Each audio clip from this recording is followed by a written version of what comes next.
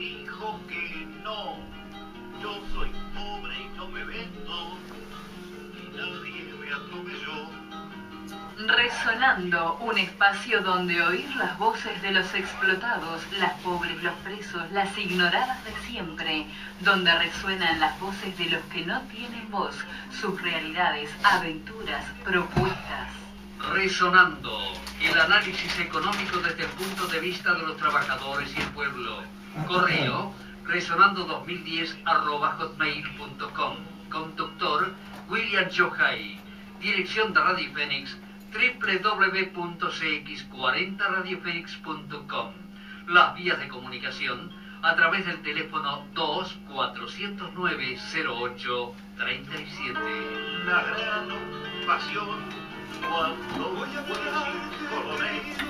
compañero de la patria que ha de forjarse abajo, con los que hacen andar las herramientas y no tienen más riqueza que sus manos. No te puedo querer como te hicieron, quiero verte salir con tus consignas. Buenas noches, resonando, Oscar. ¿Cómo andás? Bien, ¿y tú? ¿Estás bien? Bueno. ¿Qué hace, Pablo? Buenas noches a la audiencia, buenas noches William, buenas noches Oscar. Hoy es 2 de septiembre de 2013. 099-600-289. Repito, 099-600-289 para mandar mensaje de texto. 2409-0837 para que los atienda Oscar. ¿Qué más? Resonando2010@gmail.com. La dirección del blog también, donde... Resonando en Fénix, ponen Resonando en Fénix, www.resonandoenfénix.blogspot.com. Y los videos que lo estamos subiendo al canal de YouTube Resonando 2013, todo junto, y ahí tenemos los videos. Muy bien. Bueno, ¿qué vamos a hablar hoy? ¿Tenemos algo para decir? Claro. ¿Tenemos? ¿Qué querés que hable yo? No, tú tenés ahí una cantidad de cosas. No, trajimos los materiales que estábamos No, hablando. vamos a hablar, ¿no? después vamos a hablar un poco de la regasificadora, pero de cuánto cuesta el puerto que va a albergar el barco regasificador y los barcos que le van a traer el gas natural licuado para suministrar. Estuvimos haciendo un estudio del costo de esas instalaciones. Es un riesgo, porque digo, uno no es especialista en puerto, pero hemos buscado información por acá y por allá y yo creo que nos hemos acercado a algo. Ahora el gobierno tiene la palabra. Si lo que nosotros dijimos está mal, esperemos que nos corrija, ¿no, Oscar? Si uno dice algo que está mal, se equivoca honestamente, honradamente, tratando de hacer las cosas lo mejor posible, que el que tiene los elementos lo corrija.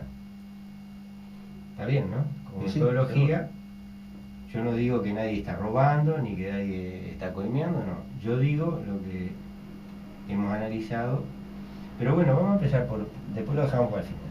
Sí. Eso lo dejamos para el final. Lo que queremos compartir es una reflexión de Fidel Castro que salió publicada el 27 de agosto del 2013, que se llama La mentira tarifada. ¿Tá? Es un muy buen trabajo, digo, ¿no? Y que bueno, arrancamos a leerlo. Arrancamos a leerlo. Dice así: La mentira tarifada, 27 de agosto de 2013. Yo lo encontré a este artículo en la web de Cuba Debate. Pero después ya lo vimos, se multiplicó por todo el blog y otros sitios más de noticias, ¿no? Se replicó en muchas partes. Me mueve a escribir el hecho de que muy pronto ocurrirán acontecimientos graves. No transcurren en nuestra época 10 o 15 años sin que nuestra especie corra peligros reales de extinción. Ni Obama ni nadie podría garantizar otra cosa. Lo digo por realismo, ya que solo la verdad nos podría ofrecer un poco más de bienestar y un soplo de esperanza. Hemos llegado en materia de conocimiento a la mayoría de edad. No tenemos derecho a engañar ni a engañarnos. En su inmensa mayoría, la opinión pública conoce bastante sobre el nuevo riesgo que está a sus puertas.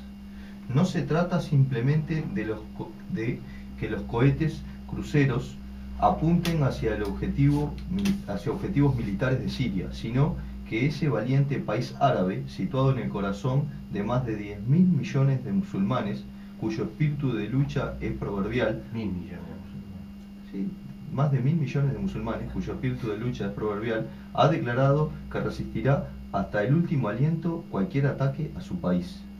Todos conocen que Bashar al-Assad no era político, estudió medicina, se graduó en 1998 y se especializó en oftalmología.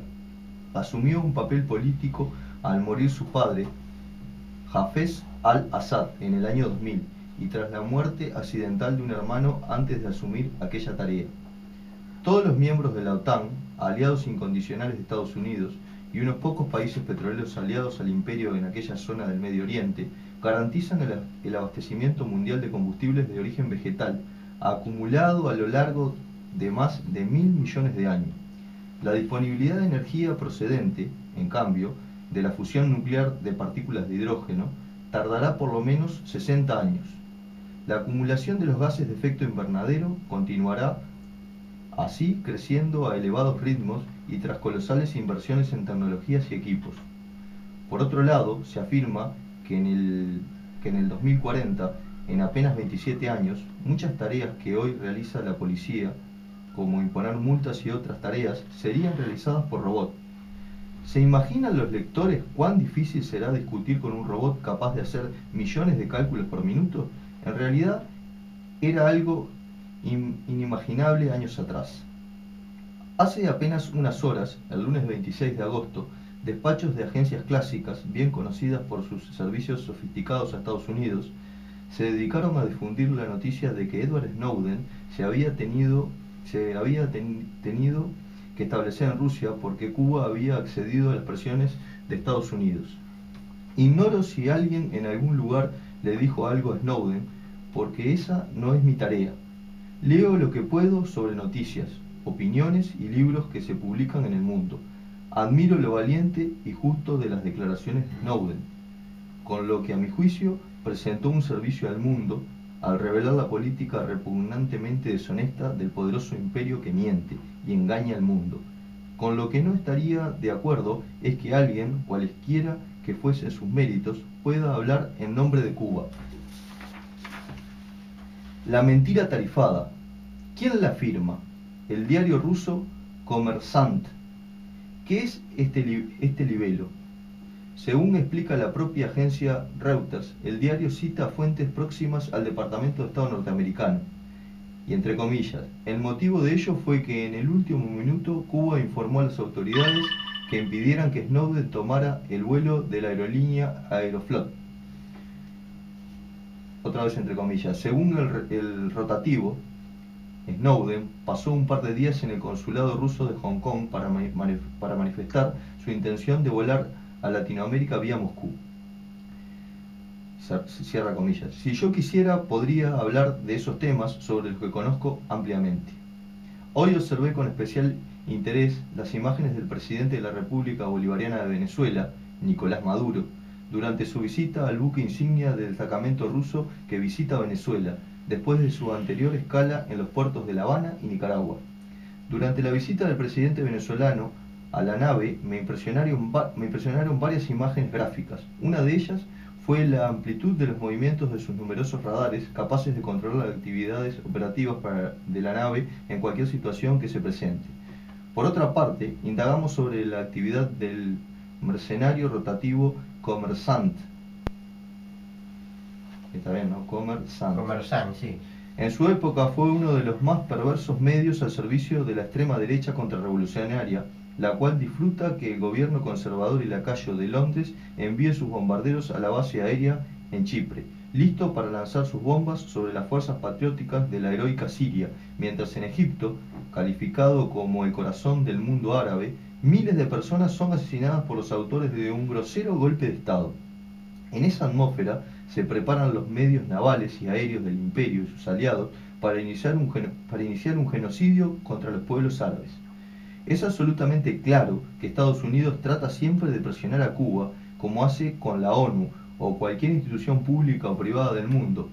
Una de las características de los gobiernos de ese país, y no sería posible esperar de sus gobiernos otra cosa, pero no en balde se resisten 54 años defendiendo sin tregua, y el tiempo adicional que fuera necesario, enfrentando el criminal bloqueo económico del poderoso imperio. Nuestro mayor error es no haber sido capaces de aprender mucho más en mucho menos tiempo. Bueno, firma Fidel Castro, ¿no? ¿Qué te parece? Y es brillante la reflexión, ¿no? Y Sí. aparte, con gran conocimiento de toda la situación mundial, digo, ¿no? de lo que está sucediendo. Y Evidentemente, Fidel lee mucho. A mí me quedan dudas respecto a lo que pasó con Snowden y a la posición de Cuba. a la posición de Cuba. Ah, claro, digo, lo que dice acá, A mí me quedan dudas porque no hay una declaración oficial del gobierno de Cuba al respecto. Sí. A mí me llama la atención. Pienso que debería haberla habido, pero bueno, De la Cancillería cubana.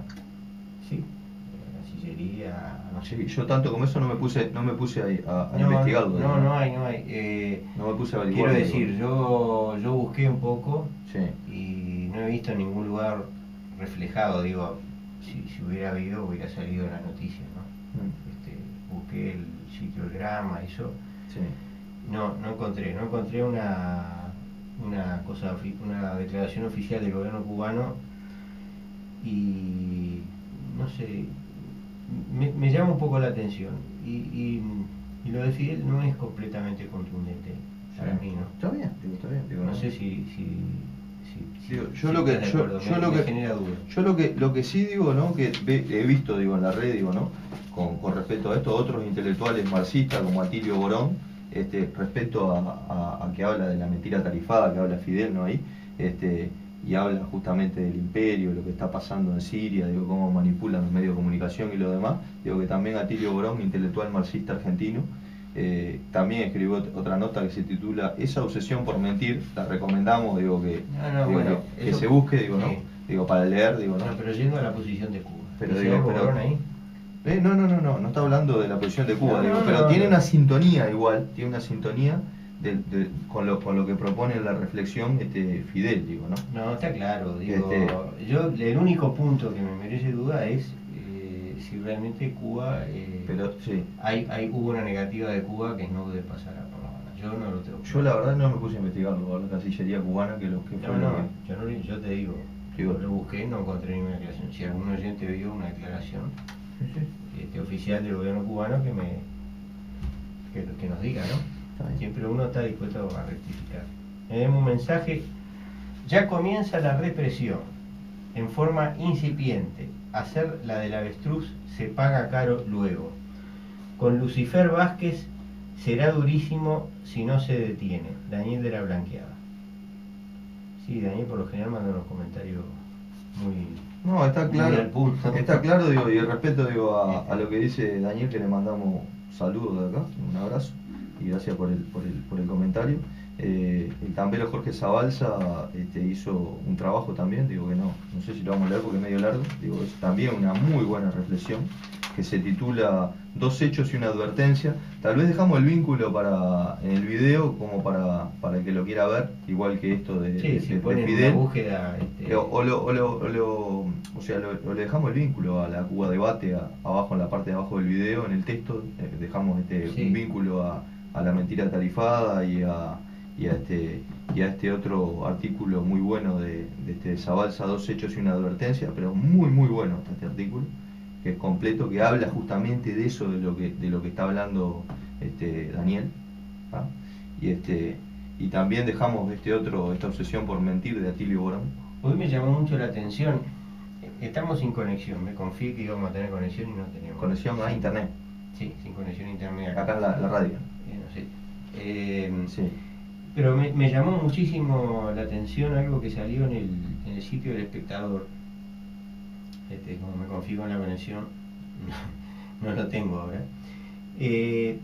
La Juventud Socialista se pronunció en contra de la detención de los muchachos estos en la Solidaria Sí.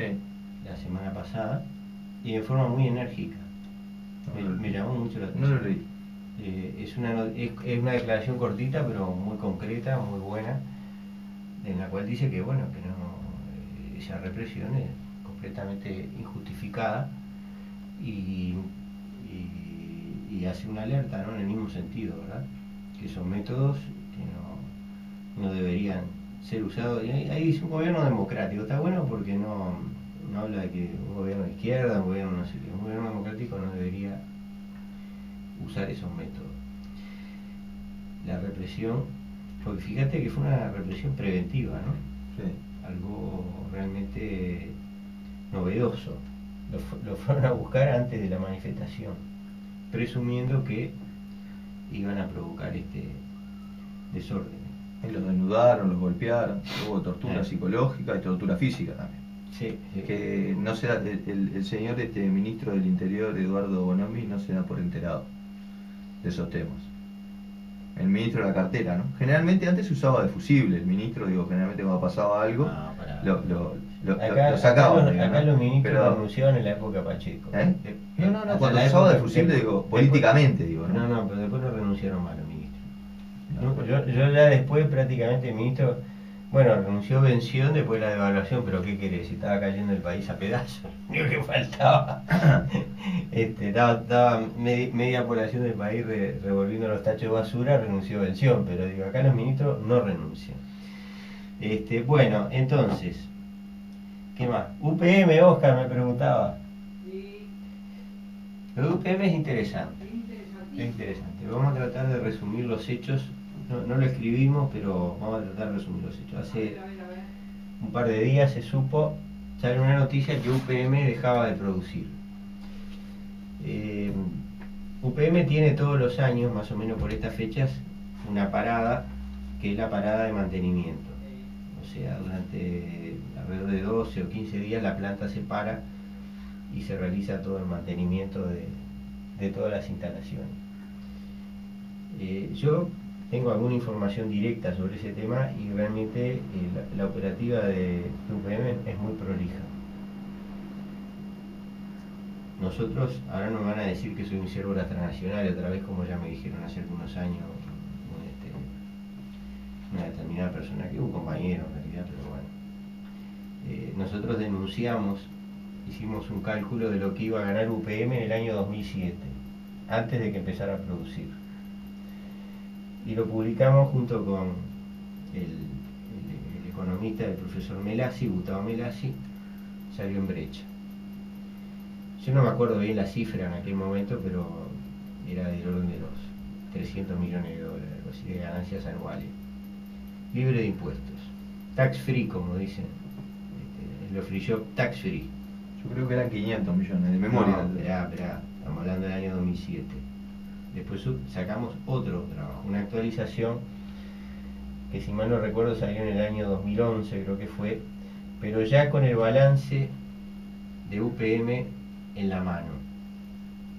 En el balance no salía detallada las ganancias de la filial uruguaya, pero conociendo los datos básicos que teníamos, lo que se reporta internacionalmente como costo de la producción de la pasta de celulosa en Brasil, que no debe ser muy distinto al de Uruguay, Sí. Igual lo habíamos actualizado de acuerdo a las variables cambiarias, etcétera, en el primer trabajo. En el segundo trabajo, usando esos parámetros de comparación y otros aspectos, ¿no?, que habíamos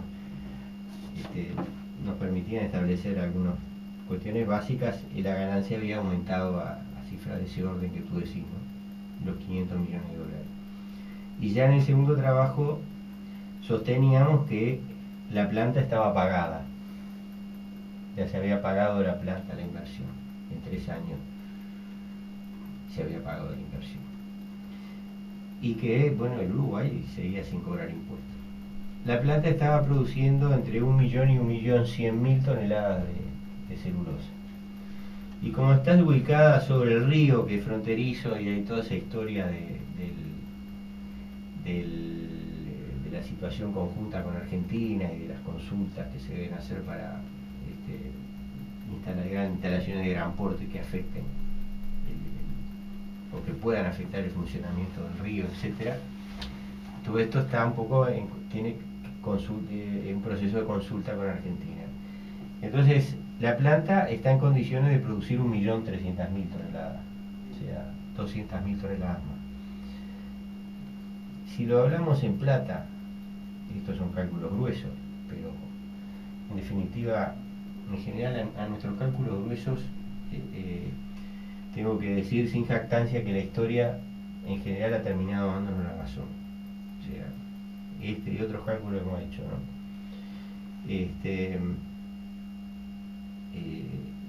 200.000 toneladas a $500 son 100 millones de dólares, ¿no?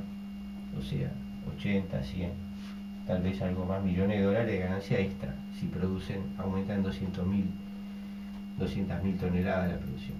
La planta, obviamente, ellos ya produjeron en el año, al cierre del año, que tendrá que ver, supongo, con el momento que empezó a operar allá, cuando empezó a operar en el año 2007, la planta ya produjo 1.100.000 toneladas y ahora, bueno, con la autorizan la ampliación. En realidad uno duda de si tendría por qué cerrar, o en realidad esto es una medida de presión que está haciendo la empresa para obligar al gobierno uruguayo que le dé la ampliación, o sea, la autorización para producir 200.000 toneladas más de celulosa por año.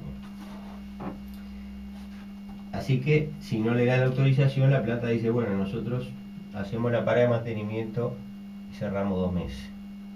Cerramos hasta noviembre y recién en noviembre empezamos a producir de nuevo. Es como un locao patronal. Bueno, sí, claro, es un locao patronal. Claro, ya hay ahí un montón de camioneros, o sea, hay una cantidad de gente que depende de el trabajo que genera UPM. Pequeñas empresas, empresas no tan pequeñas y trabajadores, ¿no? Así que los tipos dicen, bueno, nosotros 2 meses cerramos y arréglense como puedan. En este contexto surge, hay cosas que se conocieron, se difundieron estos días. Una es el tema ambiental, informe de, yo me fui a la página de Dinama y están los estudios ambientales que está haciendo Dinama, y yo creo que a estas alturas hay una realidad evidente, ¿no? La planta de producción de celulosa no tiene un impacto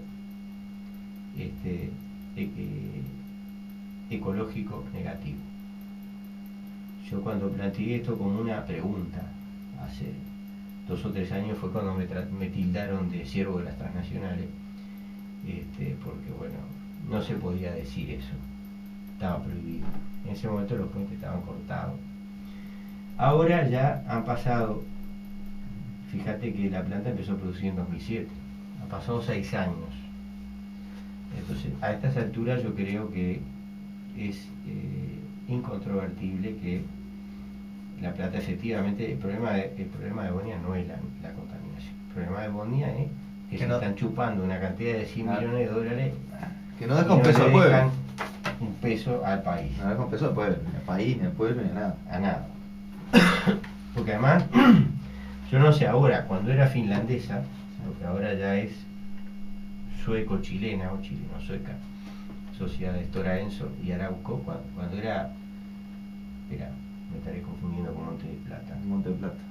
Sí, con Monte de Plata. Bueno, en definitiva, ellos pagan impuestos en Europa. UPM, sí, UPM es sueco-finlandés. Sueco-finlandés. Ellos pagan impuestos en Europa. Acá está el régimen de zona franca, no pagan impuestos. Acá no pagan pagan, nomás. no pagan nada. O un cano. Dejan algunas decenas de millones de dólares por año como efecto de ese movimiento económico que genera todo el tema de la producción de los troncos y algunos, no sé, 100 y pico o 200 trabajadores que trabajan directamente en la planta. En el balance de UPM decía que tenía 500 trabajadores en el país, 500 empleados. ¿Sí? Y nosotros en ese momento habíamos sacado una cuenta que era muy escandalosa, ¿no? O sea, de acuerdo a las ganancias que tenía UPM en todo el mundo, en todo el mundo tenía más de 20.000 trabajadores, 23.000 si no recuerdo mal. Digo de memoria porque no revisé el trabajo antes de venir. Está disponible en el blog en Resonando en Fénix para el que lo quiera leer. Y creo que es un trabajo interesante, ¿no? Creo que es un trabajo importante. Tenía 23.000 trabajadores en todo el mundo. Dividiendo sus ganancias, acá no estamos hablando de teoría, estamos hablando del balance. Dividiendo las ganancias que declaraba el balance entre la cantidad de empleados, cada empleado le producía una ganancia de $30.000 por año. Con los cálculos que nosotros habíamos hecho de ganancias que le producía la planta de Uruguay, cada trabajador le producía $1 millón de ganancia por año. O sea, era algo francamente... Qué productividad, ¿no? La trabajadora. No, si lo analizás es interesante. ¿Por qué esa ganancia? Yo no voy a decir que los trabajadores compatriotas no son productivos. Obviamente lo son, pero esa ultra, super, recontra ganancia que tenía, en realidad hay que considerarla renta de la tierra, ¿verdad? Hay un componente gigantesco de renta diferencial del suelo que está incorporado en esa celulosa que se va, porque más allá de las eficiencias y todo, esta es una empresa que tiene 2 centrales nucleares, o sea, es una empresa de enorme magnitud. Bueno, 23.000 empleados directos, imagínate, el Uruguay es un 10% del Estado uruguayo en cantidad de funcionarios, ¿no? Y bueno, ahora está el tema. Es un momento en el cual Mujica dijo que le habían planteado a UPM que si le autorizaban el aumento de la producción ponían otra pastera en el este del país. Vamos a ver qué pasa con eso. Ese sería el momento de decirle, bueno, le autorizamos la producción pero van a pagar impuestos, ¿no? Tenemos que cortar, Oscar. Y bueno, cortamos. Sí, porque se va a modificar el contrato de inversión. Yo tengo un contrato de inversión para Monte del Plata. Todos los días a las 13:30 Hola. horas. ¿Qué tal? Música de España. Hola. Un espacio presentado Sí. por Hotel Colón ¿Quién de habla? la ciudad de Mercedes. Más Sí. que un hotel, un lugar para disfrutar. Sí, te escucho, hijo. Teléfono 4532 ¿Quién habla? 4720 y 47. ¿Cómo andás, César?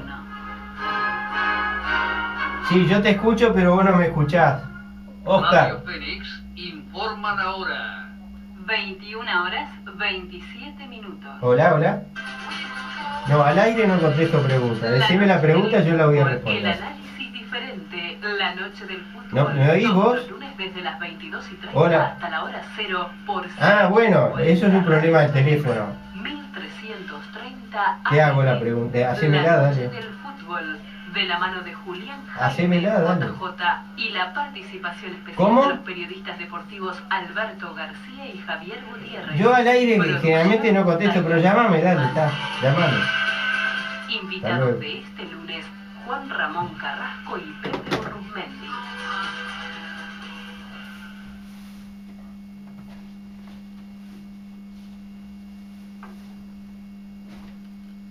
Atención a instituciones culturales, deportivas o políticas. Invierta Sí, donde muy bien pueda dicho hacer eso, muy conocer sus analizado. logros Este es el momento, yo pienso lo mismo, el momento de decirle que no lo van a hacer, no lo van a hacer, decirle cambiar la regla de juego. Email radiofénix@adinet.com.uy. No, porque está atado con el CIADI internacionalmente, Sí, de la soberanía y todo lo demás.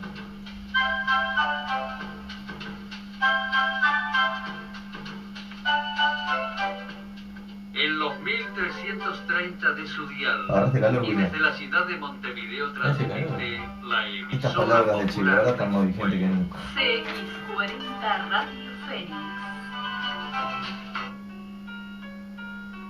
Voy a hablarte, querido compañero. Vamos al aire de vuelta. La seguimos. Vamos a leerla. Todo parece indicar que la paz, esa paz precaria a la que se ha dado tal nombre solo porque no se ha producido ninguna conflagración de carácter mundial, está otra vez en peligro de romperse ante cualquier paso irreversible e inaceptable dado por los norteamericanos. Y a nosotros, explotados del mundo, ¿cuál es el papel que nos corresponde? Los pueblos de 3 continentes observan y aprenden su lección en Vietnam, ya que con la amenaza de la guerra los imperialistas ejercen su chantaje sobre la humanidad.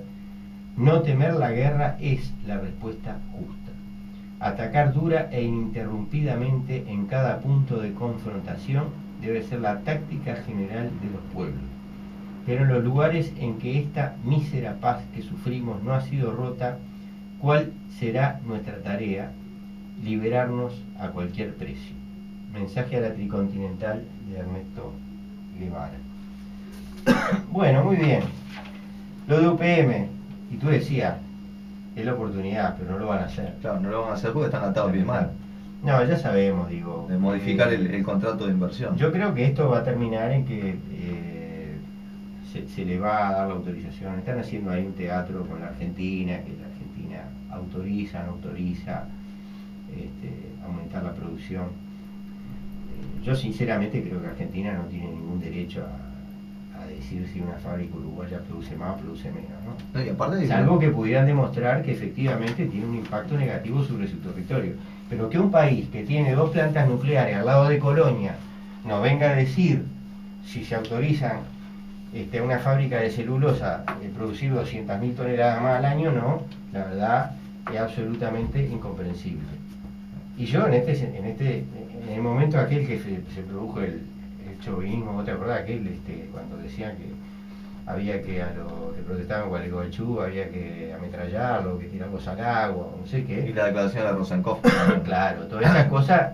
Yo escribí, puse el patriotismo es el último refugio de los canallas, ¿no? Sí, está en el libro, Socialismo Nuevo. Lo busqué, el origen de la frase, era un inglés del siglo, no sé, XVIII, XIX, que había dicho eso, ¿no? El patriotismo es el último refugio de los canallas. Habría que decir el chauvinismo. El patriotismo en ciertas circunstancias tiene un valor, ¿no? Es un valor, pero cuando se llega a sus extremos, ¿no? Pero ahora, en este momento yo creo que el problema no es que Argentina autorice o no a producir más celulosa en Uruguay. Acá el problema es que estamos siendo expoliados por estas multinacionales con la connivencia de estos gobiernos cipayos, ¿no? Completamente vendidos, ¿no? Vendidos o porque reciben dinero, que seguramente hay funcionarios que lo reciben, o porque como forma de mantener el poder y de mantener la actividad económica, incrementar la actividad económica con el único fin de mantener el poder, están dispuestos a dejar que pase cualquier cosa, a la expoliación de la riqueza, a la explotación de los trabajadores, bueno, a todo eso que ya sabemos, ¿no? Y también a la destrucción del medio ambiente. Ahora, acá hay un problema ambiental, son los eucaliptus. Los eucaliptus son un problema ambiental. Los eucaliptus es un cultivo que rompe el ecosistema natural de pradera que tiene el Uruguay, incide en el potencial de producción de alimentos. Acá hay otra mentira que se manejó durante mucho tiempo, que me acuerdo que lo dijo el presidente, ¿no? Los eucaliptus se plantan en las tierras que no sirven para otra cosa. Eso es una mentira. No, es así, sí. Los eucaliptus se plantan en tierra agrícola, porque son un cultivo y necesitan campos agrícolas. Y sustituyeron a la ganadería. Y sustituyen a la ganadería o sustituyen a otros cultivos agrícolas. Sí. Yo tengo fotos por ahí de una bruta pradera artificial de un lado del alambrado, del otro lado del alambrado eucaliptus. Y no es que cambió el suelo es el mismo de los dos lados, pero de un lado plantaron eucaliptus. En las tierras que están agotadas del noreste de Canelones, en el basalto superficial, no se puede plantar eucaliptus.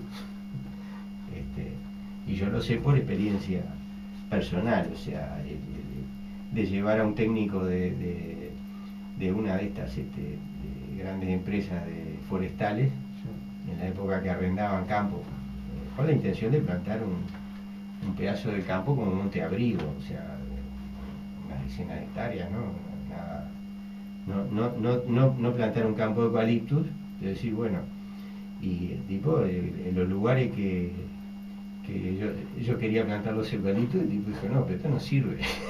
Donde servía era lo que servía para plantar pradera. Lo bueno.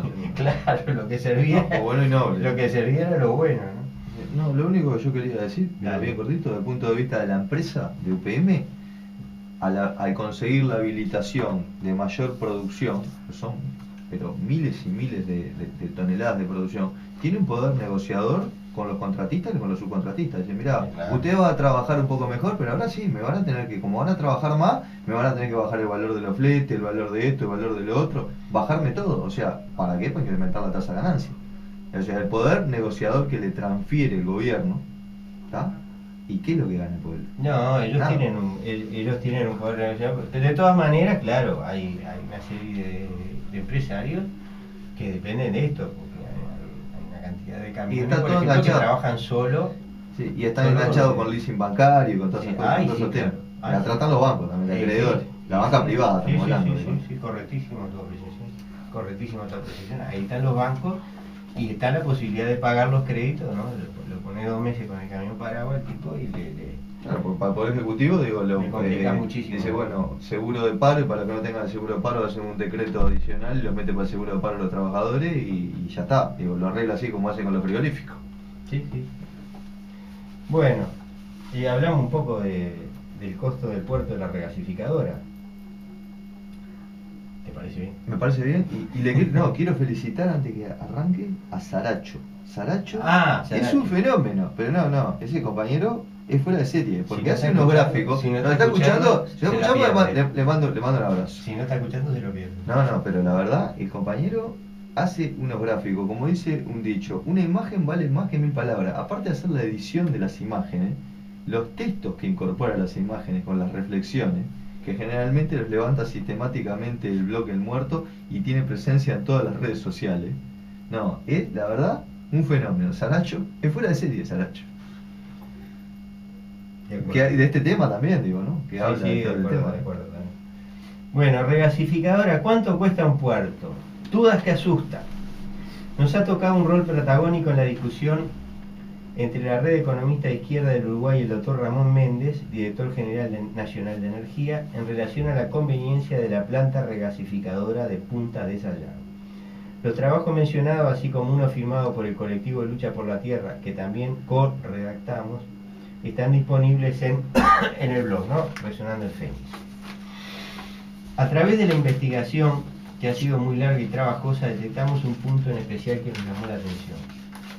El costo de la instalación portuaria que albergará al buque regasificador permitirá el atraque y la operación de los que traerán el gas natural licuado y dará servicio a ambos. En números redondos, y de acuerdo a la información difundida públicamente, el costo de esta instalación será de 84 millones de dólares anuales durante 15 años. Esto es, inclusive tenemos un correo electrónico de Ramón Méndez ajustando esta cifra, que eran 6.900.000 y pico mensuales. O sea, queda esto, ¿no? Esto suma aritméticamente 1.260 millones de dólares, ¿no? 84 por 15, 1.260. Hay infinitas formas de calcular el valor presente neto o valor actual de la inversión. Esto lo explicamos un poco, ¿no? Lo que es el concepto. O sea, si yo tengo que pagar una heladera, una casa, vamos a suponer, no sé, 50 cuotas de $1.000, no es lo mismo que pagar al contado $50.000. Hay una diferencia, y esa diferencia depende de la tasa de interés que se aplique. La equivalencia, o sea, yo te digo, bueno, ¿a cuánto vale un pago de $1.000 anuales durante 50 años? O $1.000 mensuales durante 50 meses. Voy a decir, bueno, si la tasa de interés es 0, equivale a $50.000, ¿no?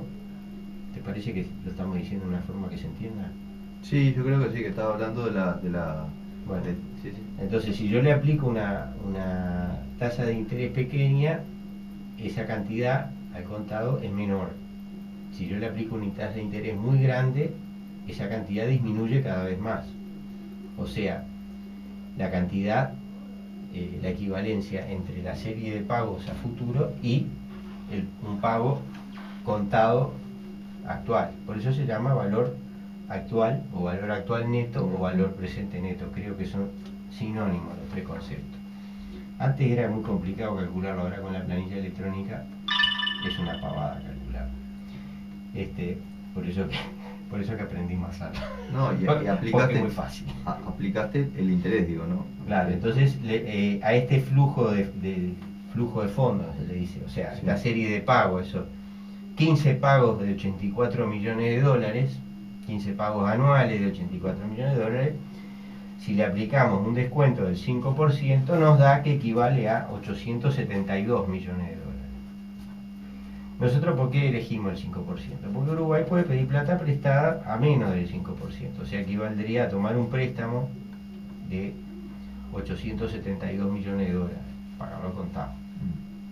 Sería más la equivalencia exacta. El gobierno habla de 10%.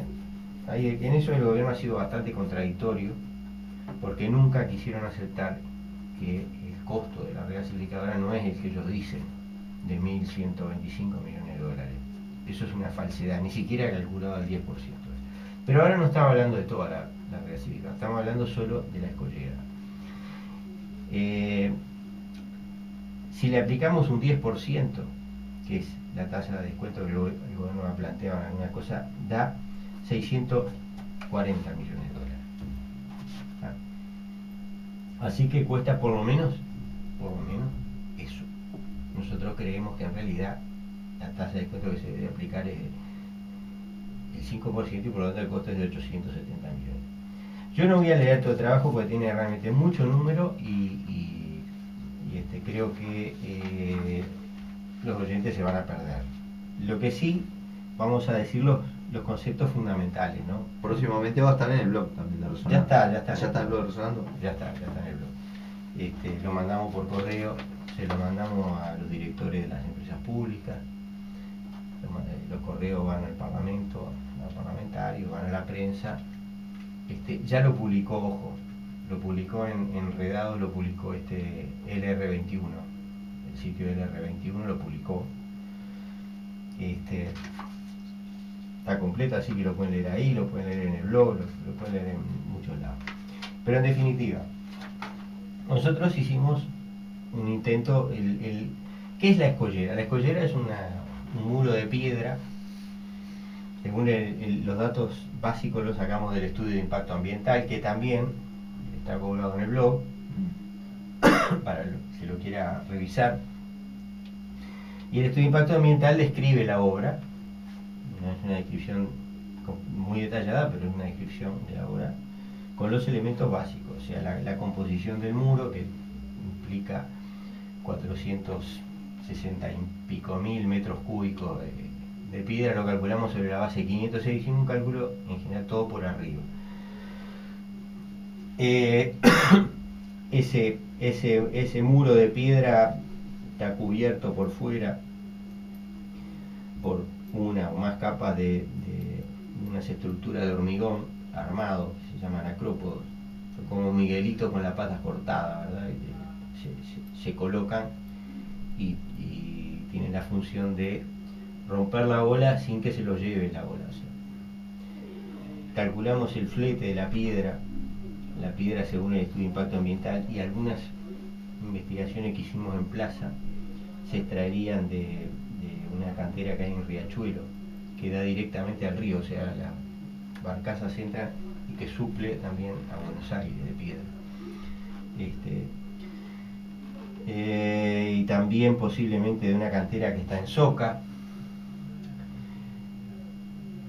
Calculamos por lo tanto esos costos, calculamos el costo del hormigón que haría falta, que ahí después de lo publicamos, un ingeniero amigo nos dijo que a lo mejor nos quedamos cortos ahí, y en vez de 20 millones de dólares posiblemente sea más, sea incluso 60 millones de dólares, pero bueno, en definitiva le dimos al final la estructura esta de la escollera paralela a la costa y está a 2,5 kilómetros de distancia de la costa y tiene un muelle que es donde van amurados realmente los barcos, el barco regasificador de un lado y los barcos que suplen al regasificador del otro. Tiene un muelle de 465 metros de largo. Hicimos un estimado de lo que puede costar la maquinaria que se emplea, la mano de obra que llevaría, y nos dio que un costo que es muy aproximativo, pero de 181 millones de dólares. Hay una diferencia. Habíamos dicho 872 en un caso con el 5%, con el 5% y 640 con el 10%. Bueno, yo digo, me preocupé, busqué mucho en internet, encontré un sitio que hay un estudio de unos daneses para la construcción de una escollera con mayor profundidad y en condiciones distintas, que costaría la escollera sola en este caso, pero es una escollera distinta, 145 millones de dólares. Y hicimos también una comparativa con el costo de Montes del Plata. Montes del Plata, según informa la empresa, estaría costando la construcción entre 1.900 y 2.000 millones de dólares. Esto es una obra monumental, ¿verdad? Montes del Plata. Una obra faraónica. Sí, es impresionante porque, bueno, por supuesto tiene su propio puerto, pero además tiene una enorme cantidad de obra civil y una cantidad de maquinaria. Fíjate que, de acuerdo al número de trabajadores promedio que dice la empresa, 3.200 durante 24 meses, durante 2 años, el número de jornales da 2.300.000 jornales. O sea, es realmente una cantidad muy grande de trabajo. Y en el caso del puerto, de la regasificadora, el estudio de impacto ambiental dice la cantidad de jornales también, que emplearía 400 trabajadores durante 19 meses. Hicimos el cálculo de jornales y da la 10ª parte de lo que se emplearon en Montes del Plata, de lo que estarían empleándose en Montes del Plata. O sea que estamos hablando de un 10% de empleo de mano de obra. Un 10% de empleo de mano de obra, un 10% de costo. Con una cuestión, la cantidad de Montes del Plata implica una gran cantidad de maquinaria importada. O sea, Montes del Plata modificó el rubro, modificó el rubro importaciones, modificó el rubro inversión, o sea, ¿cómo es la inversión? Formación bruta de capital fijo en las cuentas nacionales, sola, por la cantidad de maquinaria que se importa, ¿no? Entonces, nosotros, probablemente, si estimamos la mano de obra que se realiza en el país, Montes del Plata tenga un peso menor en relación al costo de la inversión que el puerto este. Porque el puerto este, en definitiva, es una obra simple. O sea, técnicamente es una obra que no tiene... O sea, la humanidad hace miles de años que construye puertos. O sea, en el Uruguay se han construido puertos. Tenemos unos cuantos puertos construidos. El puerto de Montevideo tiene bastante más de 100 años. O sea, construir puertos es algo que es, en definitiva, técnicamente simple. Construir fábricas de celulosa, por ejemplo, nunca me hubiera yo animado a hacer un estimado de lo que cuesta la desulfurizadora que se inauguró ahora, ¿no? Porque son animales completamente diferentes. O sea, son cosas que tienen un gran contenido técnico industrial. Esto es una construcción simple, un rompeolas, una cosa masiva, mucha piedra, echar ahí, hormigón, Después construir un muelle no tiene mayores complejidades técnicas, ¿no? Hay que construirlo en el río. Bueno, sí, el río de la Plata tiene sus malos tiempos y sus oleajes y sus cosas, pero digo, en definitiva no hay nada raro acá. Y bueno, este es el trabajo que les queríamos presentar a los oyentes para que se entretengan un poco. Nosotros lo planteamos como una pregunta, ¿verdad? Terminamos así. En suma, de los elementos considerados puede extraerse con un apreciable grado de aproximación a la verdad que el puerto que alojará al barco regasificador y permitiría operar a los que lo suministren no puede costar más de 200 millones de dólares americanos. Sin embargo, como hemos visto, al analizar financieramente los costos informados, nos encontramos que, según el tipo de descuento que se utilice, la instalación le costará al pueblo uruguayo entre más de 3 y más de 4 veces más. Los gobernantes tienen ahora la palabra. Y el contratante de esto es Gas Ayau, ¿verdad? El contratante de Gas Ayau. Es Gas Ayau, que es una empresa que está en el derecho privado, que es de UTE y de ANCAP. La pagamos nosotros. La pagamos nosotros y no tiene ningún control parlamentario, no tiene de nada. No, de Tribunal de Cuentas, nada. De Tribunal de Cuentas, de nada. Bueno, acá me contestan lo de UPM. Tirar kilos de mercurio al río no es contaminar. Inocencio. Bueno, Inocencio, todo el tema de la contaminación es un tema cuantitativo. O sea, yo sé, si hay un estudio de cuántos kilos de mercurio, cuántos kilos de plomo, cuántos no sé qué, ¿no? Bueno, si yo quemo una asada en mi casa, seguramente estoy tirando mercurio a la atmósfera, plomo a la atmósfera, o sea, una cantidad de sustancias tóxicas a la atmósfera. Entonces es un tema de cantidades. El tema de Bosnia simplemente lo está controlando la Dinama durante 2 años más o menos, lo estuvo controlando una institución universitaria argentina que después sacó los estudios del sitio web. El Instituto Nacional de Tecnologías Industriales de Argentina, que es una institución universitaria muy prestigiosa en Argentina, había hecho una serie de estudios sistemáticos, medían una serie de constantes del río antes o sea, a la altura de Concepción del Uruguay, después lo medían a la altura de Bonia, más abajo, aguas abajo, no habían encontrado alteraciones en los parámetros del río. Y están los estudios que está haciendo la comisión administradora, que no se publican porque Argentina lo prohíbe, en una base sumamente ridículas. No tienen bases reales para prohibir, porque aparte, ¿por qué evitan que se publique? Me cago en Dios. O sea, ¿qué tiene que ver eso, no? ¿Qué se gana con eso, con que no se conozcan los estudios? Los estudios dicen que no contaminan.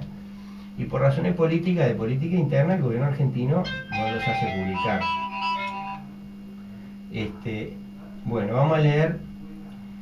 Hierro dijo que los estudios de la Dinama y de las Caru salen de la misma botella de muestreo de efluentes. Bueno, no, Hierro no dijo eso. Hierro dijo otra cosa distinta. Hierro dijo que se hicieron estudios en los mismos lugares que hacen los estudios de la CARE, que dieron negativo. Creo que los estudios de Vega, me estás llamando al celular y no te voy a atender porque no tengo forma de que salga la llamada al aire. Esto no está conectado, mi celular no está conectado al aire.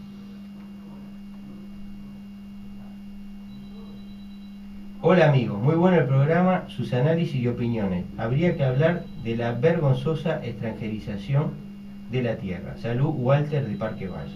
Gracias, Walter, abrazo. Y bueno, la extranjerización de la tierra es una parte del proceso de extranjerización de la economía. ¿Qué botón? ¿Ese botón blanco que está acá? Este. Ese.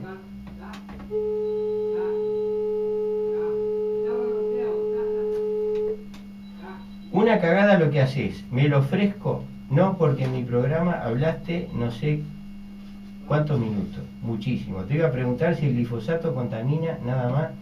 ¿Cómo podés afirmar que la celulosa no contamina? Mirá, Vega, llama a la línea 2409-0837. Yo te tengo que explicar cómo tenés que llamar a la radio, pelotudo. No me relaje. ¿Está en la línea? ¿Hola? El celular, yo no tengo forma de que salga al aire el celular. Para mí el tema este, digo, yo voy a dar mi El opinión. glifosato. Sí, No, déjame contestar. Bueno, contestar, no. El glifosato contamina, claro que contamina. Ahora, ¿qué es lo que no contamina, César? El rojo. Explícame algo que no contamine y te doy la razón. El rojo. ¿El rojo no? Hola. ¿Quién habla? ¿Me oís? Sí.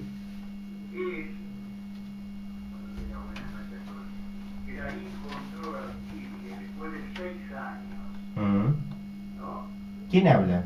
¿Y cuántos estudios de la INAMA? Primero, después de 6 años, muy difícil llegar a esa conclusión para ser objetivo. Segundo, ¿vos te parece que los estudios de la INAMA, Perdóname. todo esto, tienen algún nivel de credibilidad? Sí, me parece. Pero entonces los estudios que tiene con respecto a la minería del gobierno también son buenos. Escuchame una... Quería hacer una sola pregunta y tú me dijiste, en honor a los Tawis, que no sacaba llamadas al aire, y por eso te puse caliente. Bueno, dale, hacé la pregunta. Yo soy siempre muy buena gente con todo el mundo. No, pero perdóname, perdóname, tú tenés un programa que sacás llamadas al aire. Y yo tengo un programa que no saco llamadas al aire, son criterios diferentes. Déjame que te quería hacer solo esta pregunta y te dije que te mataba con esta pregunta. Dale, matame. Yo estoy caliente porque el tema de la celulosa no es cualquier pavada, la segunda industria más contaminante del mundo después de la industria nuclear.